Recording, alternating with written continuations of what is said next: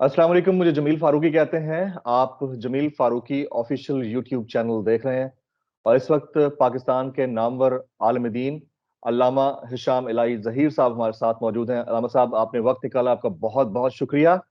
سب سے پہلا سوال میرا، دور حاضر کے اندر گزشتہ 1.5-2 ہفتے میں مسلسل میڈیا کے اوپر ایک بات کا واویلا، اور وہ ہے سانحہ سیالکوٹ کے بعد ناموس رسالت کے قانون کے اوپر، یا پھر آپ کہیں کہ آرٹیکل 295 کے اوپر، کہ اس کو ہی ختم کر دیا جائے کیونکہ یہ قانون ہے تو اس کی وجہ سے اس طرح کے واقعات ہو رہے ہیں۔ اس کے اوپر آپ کس طرح سے کامنٹ کریں گے علامہ صاحب؟ بسم اللہ الرحمن الرحیم۔ جمیل بھائی، پہلے تو میں آپ کا شکریہ ادا کرتا ہوں۔ جو دوسری بات ہے، جو سوال آپ نے کیا ہے وہ بڑا اہم ہے۔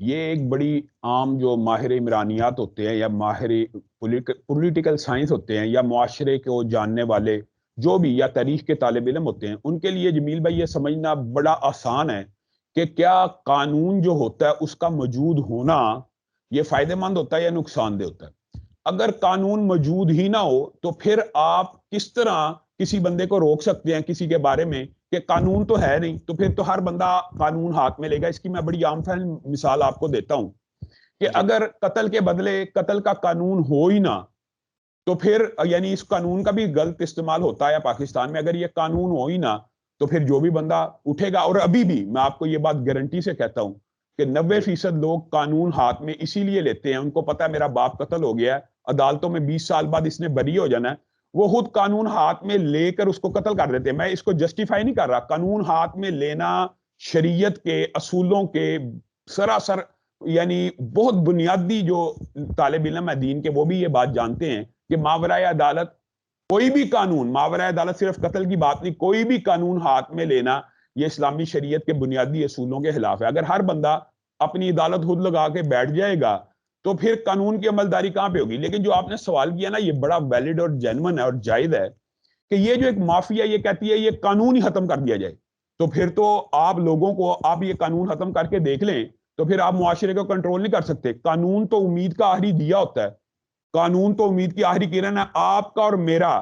آج ہم نے یہ جو اس واقعے کی مذمت، میں آپ کو ایک بات بتاتا ہوں، آج میں نے اور آپ نے اس واقعے کی جو مذمت کی ہے ساری کی ساری، اس کی بنیاد یہ ہے کہ ہم ایک نیریٹو بیان کرتے ہیں کہ قانون موجود ہے، آپ پولیس کے پاس جائیں، آپ عدلیہ کے پاس جائیں، آپ کو وہاں سے ریلیف نہ ملے تو پھر آپ دیگر عدالتوں کا رخ کریں۔ اگر قانون ہی موجود نہ ہوگا تو میں اور آپ لوگوں کو کیسے سمجھائیں گے؟ آپ خود بتائیے کہ اگر ایک چیز کا قانون ہی موجود نہیں ہے تو آپ لوگوں کو روک سکتے ہیں؟ آپ لوگوں کو کیا کہیں گے؟ آپ اور میں یہی کہہ رہے ہیں نا، اگر بالفرض اس نے کوئی توہین رسالت کی ہے تو آپ پولیس کو اطلاع کرتے، آپ قانون کا دروازہ کھٹکاتے۔ تو اگر قانون ہی موجود نہ ہوتا تو آپ لوگوں کو کیا سمجھا سکتے ہیں؟ یہ تو ایک بڑی عام فہم بات ہے کہ قانون جو ہوتا ہے وہ غصے کو، قانون جو ہوتا ہے وہ تشدد کو، قانون جو ہوتا ہے وہ سارے کے سارے دل کے اندر ابھرنے والے جو جذبات ہوتے ہیں اس کو سٹریم لائن کرتا ہے، اس کو ایک صحیح ڈائریکشن دیتا ہے۔ اور انسان کے پاس یہ اپرچونٹی موجود ہوتی ہے، اگر فلاں بندے نے قانون شکنی کی ہے تو میں قانون کا دروازہ کھٹکاؤں گا، اس کو سزا مل جائے گی۔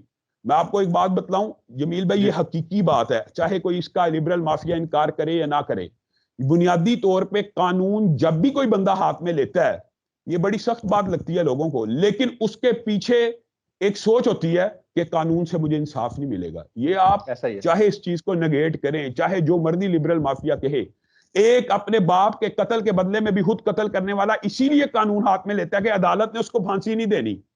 تو بنیادی طور کے اوپر یہ جو مذہبی طبقہ، تو میں اس کو مذہبی طبقہ تو نہیں کہوں گا، یہ تو ایک جہلا کا طبقہ ہے جو قانون ہاتھ میں لیتے ہیں، لیکن ان کی بھی ایک سوچ ڈیولپ کیا ہوئی ہے فروقی بھائی، وہ یہ ہے کہ 70 برس گزر گئے پاکستان میں، 70 برس گزر گئے ہیں نا، ہم بھی اس وطن کے اندر ہیں، ایک بھی توہین رسالت کے مرتکب کو سزا نہیں ملی۔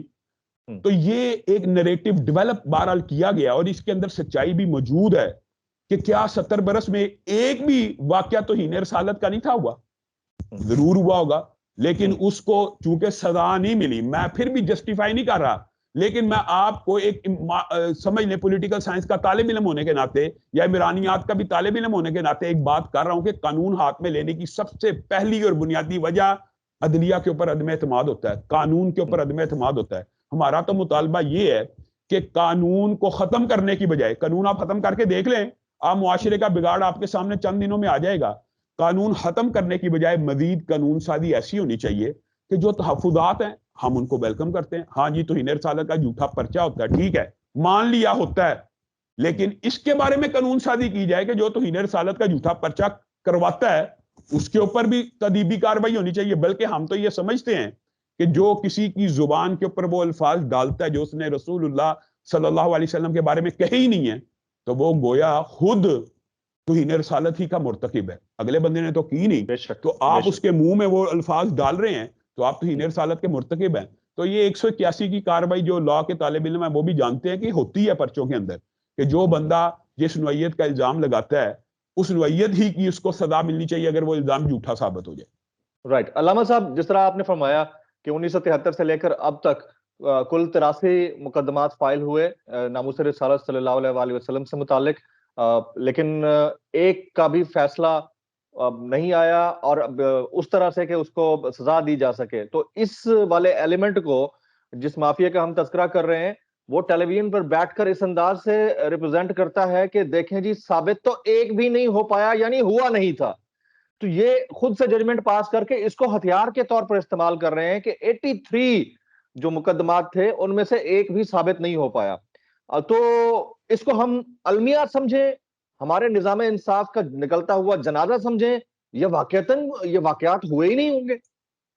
جمیل بھائی, بنیادی بات یہ ہے اگر یہ واقعات جھوٹے ہیں تو پھر ان سیشن کورٹ کے ججوں کو اور ہائی کورٹ کے ججوں کو بھی معطل کر دیا جائے. میں اس کی 2 مثالیں دیتا ہوں کیونکہ 2 بڑے کیس آپ کے سامنے ہیں. ایک آسیہ ملونہ کیس کے اندر ایس پی انویسٹیگیشن نے تفتیش کی, اس کو مجرم لکھ دیا, وہ سیشن کورٹ گئی ادھر اقرار جرم کیا, ہائی کورٹ گئی ادھر اقرار جرم کیا. یہاں پہ تو شواہد کی بھی ضرورت نہیں رہتی. اور آسیہ کیس کو آپ کو پتا علماء نے کس طرح ڈیل کیا, پورا گاؤں جانتا ہے, پورا پاکستان جانتا ہے اس عورت کے منہ پہ ایک تھپڑ بھی کسی مسلمان نے نہیں لگایا. اور اس کو ہم ایک آئیڈیل کیس کے طور پہ ڈیل کرنا چاہتے تھے کہ قانون کے ذریعے اس عورت کو سزا ہو. پھر کیا ہوا, اچانک آپ کو پتا اعلان ہوا اور اچانک خان صاحب نے کہا کہ ہم اس کو چھوڑنے کا کریڈٹ بھی لے لیا وغیرہ. یہ تو چلو ایک سیاسی ڈیبیٹ ہوگی, لیکن جس کے خلاف اتنے ٹھوس شواہد تھے جو خود اقرار جرم کر رہی تھی, اگر عدلیہ نے سیشن کورٹ نے اس کو سزائے موت دی, ہائی کورٹ نے دی, امپلیمنٹ تو پھر نہ ہوئی.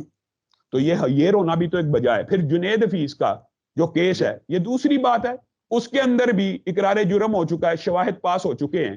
اب جب بھی سزائے موت دینے کی بات آتی ہے تو باہر سے جو این جی اوز ہیں یا مافیاز ہیں وہ تو کیپٹل پنشمنٹ کے ویسے ہی خلاف ہیں. وہ تو آپ کو پتا ہے کہ ہم ریپ کے اوپر بھی جب کہتے ہیں ریپسٹوں کو چوک میں ٹانگ دو, چوراہے پہ ٹانگ دو, تو وہاں پہ بھی عجیب المیہ ہے کہ کیپٹل پنشمنٹ نہیں ہونی چاہیے. پھر جرائم رکیں گے کیسے؟ مجھے بتائیں آپ اس بات کا ان سے سوال تو کریں کہ اگر ایک بچی کے ساتھ بچے کے ساتھ ریپ ہوتا ہے تو آپ اس کو کیپٹل پنشمنٹ نہیں دیتے, چوک چوراہے میں نہیں لٹکاتے, تو جرم کیسے روکنے؟